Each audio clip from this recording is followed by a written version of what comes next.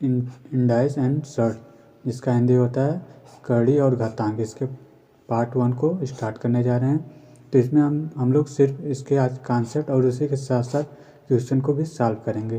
तो चलिए देखते हैं कि इस क्लास में किस प्रकार के कॉन्सेप्ट फॉलो हो रहे हैं।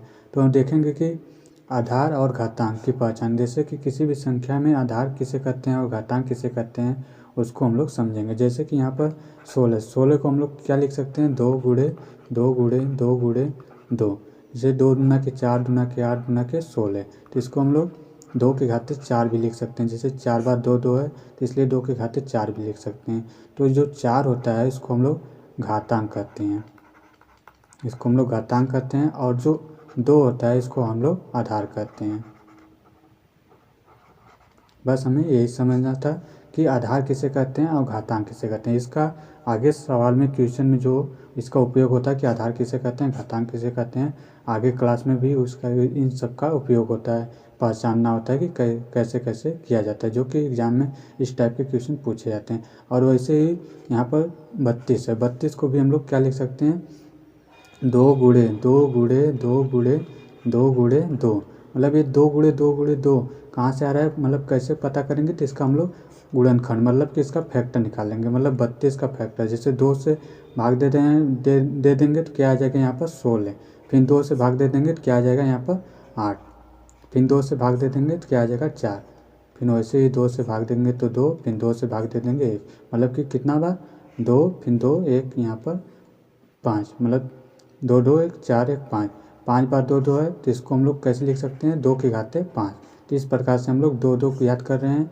तो इसको हम लोग क्या, इस 5 वाले को क्या कहेंगे, घातांक कहते हैं। मतलब कि इसको घात के ऊपर 2 के घाते है, और इसको 2 को क्या कहते हैं, आधार। और इसको हम लोग कैसे पढ़ते हैं, 2 के घाते 5 ऐसे पढ़ेंगे। चलिए देख लेते हैं कुछ इसी टाइप के, सिर्फ हिंट दिए हैं कि किसे आधार कहते हैं और किसे घातांक कहते हैं। तो चलिए देख लेते हैं इसी टाइप के कुछ क्वेश्चन। जैसे कि संख्या, ये संख्या दे दिया है 8 9 और 32। तो बोला है कि इसके घातांकी संकेतों के में आधार और घातांक को लिखिए, मतलब संकेत कीजिए। तो घातांक के रूप में बोला है, घातांक के रूप में कैसे होगा, अब 2 के घाते, तो घातांक 2 के घाते क्या लिख सकते हैं, 3। मतलब कि 2 का गुणा यदि हम 3 बार करें तो क्या आ जाएगा यहाँ पर 8। तो इसको हम लोग 8 को हम लोग ऐसे भी लिख सकते हैं, 2 2 दूना 4 दूना के 8। तो इसको हम 2 घाते 3 भी लिख सकते हैं। घातांक के रूप में बोला है, घात के रूप में, इसलिए इसको घात के रूप में लिखे हैं। अब यहाँ पर गुणा के रूप में, गुणा के रूप में मतलब कि इस वाले मान को लिखना पड़ेगा, 2 गुणे 2 गुणे 2 2 गुणे 2 गुणे 2, इस टाइप से लिखेंगे। और इसका बोला है कि आधार क्या होगा, इस 8 में जो घातांक है घात के रूप में, तो इसका आधार बोला है, तो आधार क्या हो जाएगा यहाँ पर 2।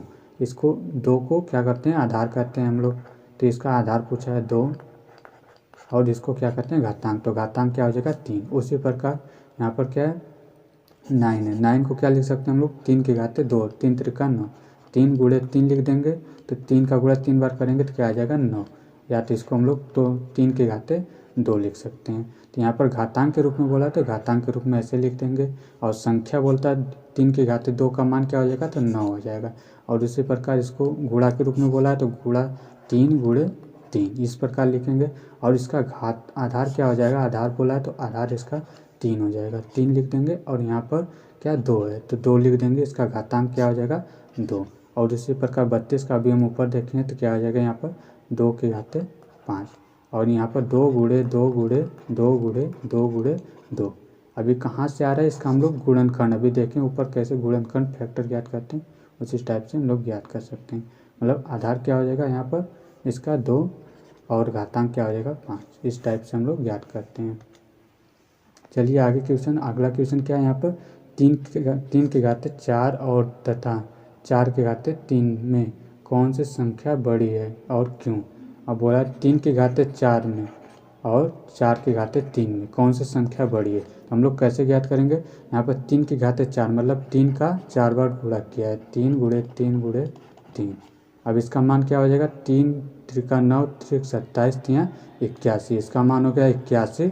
और उसी प्रकार 4 को 3 बार बोला है तो 4 गुणे 4 गुणे 4, तो 4 चौको 16 चौको 64, क्या आ गया 64। तब इसमें हम लोग आसानी से देख सकते हैं कौन संख्या बड़ी है। तो संख्या कौन बड़ी है? 81। 81 संख्या बड़ी है। तो इसमें से हम पता लगा लेंगे कि कौन सा 3 की घात 4 का मान बड़ा है, मतलब 3 की घात 4 बड़ा है। तो हम लोग आसानी से लिख सकते हैं 81 ग्रेटर देन 64। इस प्रकार से हम लोग बता सकते हैं। तो इसी टाइप के और क्वेश्चन है देख लेते हैं, जो कि घातांक और कड़ी में इस प्रकार के क्वेश्चन जो कि एग्ज़ाम में आते हैं और समझना बहुत ज़रूरी है, क्योंकि आगे वाली क्लास में इस टाइप के क्वेश्चन नहीं बताए जाएंगे, सिर्फ इसके बेस पर कुछ अलग टाइप के क्वेश्चन बताए जाएंगे। तो आधार और घातांक पता रहेगा तो आप लोग आसानी से ज्ञात कर सकते हैं। तो यहाँ पर 2 की घातें क्या है? 8। 2 की घातें 8 और यहाँ पर 8 की घातें 2 का मान क्या हो जाएगा, मतलब कि कौन सी संख्या बड़ी है। तो इसको आप लोग खुद से सॉल्व करना, जैसे ये वाला सवाल सॉल्व किए हैं उसी प्रकार से इस वाले सवाल को आप लोग सॉल्व कर सकते हैं। तो ईजी है, इसको आप लोग खुद से सॉल्व करना। आगे देख लेते हैं। आगे क्या है? निम्नलिखित के मान ज्ञात कीजिए, मतलब कि 1 की घातें 5। 1 की घातें 5 का मान क्या होगा? 1 होगा। देख लेते हैं कैसे। जैसे कि 1 की घातें 5 बोला है तो एक का कितना बार? 5 बार गुणा करेंगे तो 1 गुणे 1 गुणे 1 गुणे 1 गुणे 1 बराबर क्या हो जाएगा? यदि 1 का गुणा 1 में करेंगे तो 1 आ जाएगा, फिर 1 में गुणा करेंगे तो 1 आ जाएगा, फिर 1 में गुणा करेंगे तो 1, फिर 1 में करेंगे तो 1। तो इसका मान 1, मतलब कोई 1 का कितनी बार भी गुणा किया जाए तो उसका मान 1 ही आता है। और उसी प्रकार -1 दे दिया है तो -1 का गुणा कितनी बार करना है हमें? 4 बार। तो -1 गुणे -1 गुणे -1 गुणे -1 इक्वल टू क्या हो जाएगा? यहाँ पर जब सम संख्याएं रहती हैं तो इसका मान प्लस में आता है, मतलब कि यदि माइनस का गुणा -1 में करेंगे तो +1 आ जाएगा, फिर +1 का गुणा -1 में करेंगे तो -1 आ जाएगा, फिर -1 का गुणा करेंगे -1 में तो +1 आ जाएगा। जैसे कि यहाँ पर रूल होते हैं, जैसे माइनस का गुणा यदि माइनस में करेंगे तो प्लस आता है, और प्लस का गुणा यदि प्लस में करेंगे तो क्या आ जाता है? प्लस आता है। और माइनस का गुणा माइनस में करते हैं तो क्या आता है? यहाँ पर माइनस गुणा प्लस में करते हैं तो क्या आता है? माइनस। और प्लस का गुणा यदि माइनस में करते हैं तब भी माइनस आता है। मतलब कि इसको याद करने का ट्रिक है, यदि चिन्ह सेम सेम है तो हमेशा क्या आता है? प्लस आता है। यहाँ पर भी चिन्ह सेम है, मतलब प्लस और प्लस, मतलब यहाँ पर क्या आ जाएगा? प्लस। और डिफरेंट चिन्ह रहेगा, मतलब अलग अलग, तो हमेशा माइनस आता है। तो याद करने का यही रूल है। तो आप लोग आसानी से इसको याद कर सकते हैं, जो कि ईजी है ट्रिक याद करने का। तो इसको आप लोग नोट कर सकते हैं, इस वाले मान को, जो कि मोस्ट इम्पॉर्टेंट है। किसी भी क्वेश्चन में इस टाइप के मान गुणा करने पर आ ही जाते हैं। तो यहाँ पर देखेंगे माइनस का गुणा यदि माइनस में किए हैं तो क्या आ जाएगा? यहाँ पर प्लस आ गया, फिर प्लस, यहाँ पर प्लस आ गया, फिर प्लस का गुणा यदि माइनस में करेंगे तो मतलब प्लस, यहाँ पर प्लस का गुणा यदि माइनस में करेंगे तो क्या आ जाएगा? माइनस आया। फिर माइनस का गुणा, यहाँ पर ये माइनस है, -1 है तो माइनस में करेंगे क्या आ जाएगा? +1। यहाँ पर माइनस का गुणा माइनस में किए तो क्या आ रहा है? प्लस आ रहा है। तो इसी प्रकार हम लोग याद कर सकते हैं। और उसी प्रकार यहाँ पर क्या दे दिया है? -1 की घातें 3। -1 की घातें 3 का मान क्या हो जाएगा?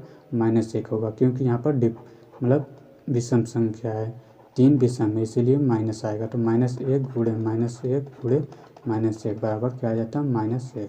मतलब -1 का गुणा -1 में करेंगे तो +1 आ जाएगा, तो प्लस का गुणा यदि माइनस में करते हैं तो माइनस आ जाता है। मतलब कि यहाँ पर जो अभी ये बताएं इसी के हिसाब से, इस फार्मूले के हिसाब से, कॉन्सेप्ट के हिसाब से सभी क्वेश्चन हल किया जा रहा है कि माइनस का गुणा यदि माइनस में करेंगे तो यहाँ पर प्लस आ जाएगा, फिर प्लस का गुणा यदि माइनस में करेंगे तो -1 आ जाएगा।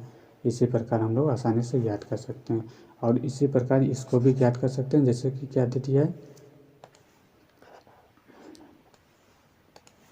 यहाँ पर -5 की घातें 3। यहाँ पर भी यदि विषम संख्या आ गया, मतलब इवन नंबर आ गया, तो हमेशा माइनस आएगा। मतलब कि यदि माइनस किसी भी संख्या की घातें यदि सम संख्या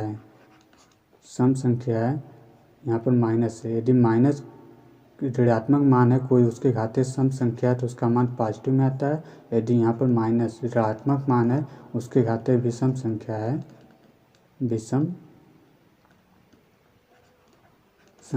तो क्या आ जाएगा? यहाँ पर माइनस, उसका मान हमेशा माइनस में आता है। यदि सम संख्या रहेगा तो प्लस में आता है, और माइनस यदि विषम संख्या है, घाते विषम संख्या है, तो यहाँ पर क्या आता है, माइनस आता है। इस प्रकार से हम लोग ज्ञात कर सकते हैं। तो यहाँ पर देखेंगे -5 की घाते क्या है, 3, तो -5 गुणे -5 गुणे -5, तो 5 का गुणा 5 में करेंगे तो 25, 25 बच्चे 125 होता है, तो 125। लेकिन मान क्या आएगा, माइनस में, क्योंकि यहाँ पर विषम संख्या है। और उसी प्रकार यहाँ पर क्या सम संख्या है, तो 5 गुणे -5 गुणे -5 गुणे -5 बराबर क्या आ जाएगा, 5 गुणे -5 25 हो जाएगा, +25, और +25 का गुणा 5 में करेंगे, 5 बच्चे 25, 25 बच्चे 125, 125 बच्चे 625। लेकिन इसका घातांक क्या है, प्लस में, अरे सम मान है, इवन नंबर है, इसलिए क्या है, इसका मान प्लस में आएगा। तो प्लस लिख सकते हैं भी हैं और नहीं लिख सकते हैं, उसके मान में कोई चेंज नहीं होगा। इसी प्रकार सारे क्वेश्चन को आप लोग सॉल्व कर सकते हैं। उम्मीद करता हूँ सारे कॉन्सेप्ट क्लियर हुए होंगे। यदि सारे कॉन्सेप्ट आप लोग को समझ में आ रहे हैं तो कमेंट सेक्शन में ज़रूर बताना। तो चलिए और आगे क्वेश्चन देख लेते हैं। अगला क्वेश्चन क्या है, -2 अपान क्या है, 3, -2/3 की घाते क्या है, 5, तो -2/3 कितनी बार लिखना है हमें, 5 बार। -2/3 की घाते क्या है, 5, तो इसको हम लोग कितनी बार, 5 बार लिखेंगे। तो -2/3, फिर -2/3, फिर -2/3, फिर -2/3, फिर -2/3, तो इस प्रकार 5 बार लिखेंगे, क्योंकि इसके घाते 5, घात का मतलब कि उसका कितनी बार गुणांक है। तो यहाँ पर 5 बार गुणांक है तो 5 बार लिख दिए। अब इसका आपस में गुणा कर देंगे, मतलब कि यहाँ पर 2 दूना के 4, दूना के 8, दूना के 16, दूना के 32, मतलब 32 अपन क्या हो जाएगा, 3 त्रिका 9 त्रिक 27, 81, क्या हो जाएगा, 281, 243 हो जाएगा, 243 हो गया। अब यहाँ पर देखेंगे क्या विषम संख्या है, 5 विषम संख्या है, इसलिए यहाँ पर माइनस लगेगा। इसका मान क्या होगा, -32/243। इस प्रकार से आप लोग ज्ञात कर सकते हैं। और इसी प्रकार ये दूसरा क्वेश्चन क्या है, 2 की घात 7 का मान क्या होगा, मतलब 2 की घात 7 का मान पूछा है। 2 की घात मतलब 2 के घात पूछा है, 2 की घात 7 का मान।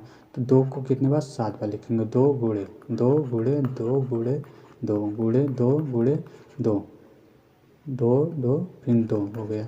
फिर इसको गुणा कर लेंगे, मतलब अभी बताएं, 7 घात का मतलब उसका गुणांक होता है, जो आधार होता है उसका गुणांक, कितनी बार गुणांक है, तो 7 है, तो 7 बार गुणांक कर देंगे, मतलब कि 2 दूना के 4, दूना के 8, दूना के 16, दूना के 32, दूना के 64, दूना के 128, तो क्या हो जाएगा इसका मान, 128। तो इस प्रकार से हम लोग ज्ञात कर सकते हैं।